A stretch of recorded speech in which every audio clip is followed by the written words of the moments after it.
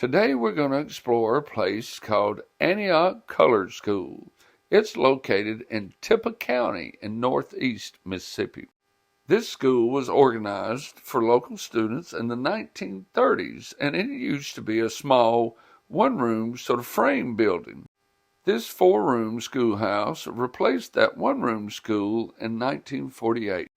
This little school building served the African American children of the Orizaba community and consolidated the Ball Knob, Atkins Chapel, Beulah Hill, Palestine, and Union Prospect schools.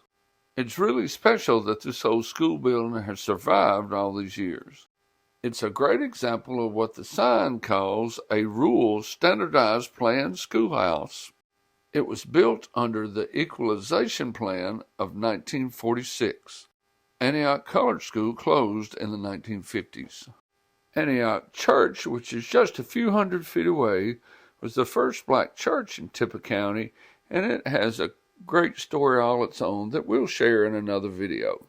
Mississippi schools did not integrate until 1970, some 16 years after Brown versus Board of Education.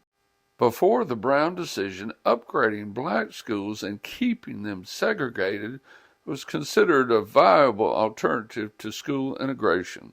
The strategy of educational equalization sought to ensure the equal distribution of resources between black and white schools.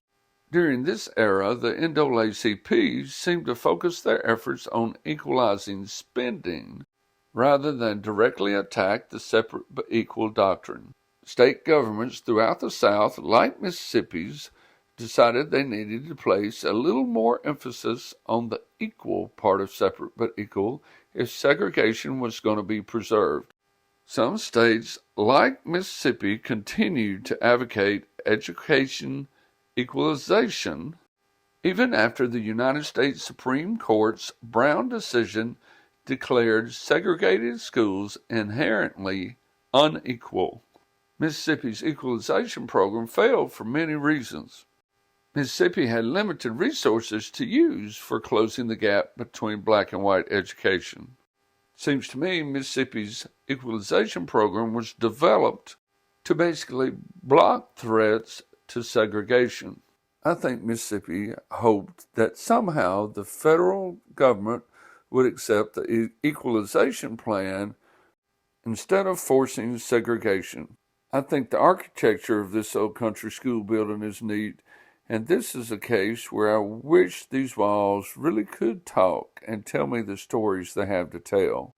You know, this old school building served many African Americans from the surrounding communities. And I'm sure the teachers who labored here were great people.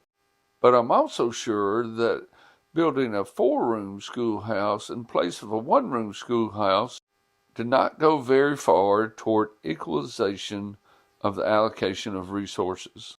There's really much more you can learn about the equalization doctrine through some really basic internet research. So I'm going to try to keep this video short and give you one last look at a really neat piece of physical evidence of the state of Mississippi's efforts to prevent segregation. I hope you've learned a little something here today. Thank you.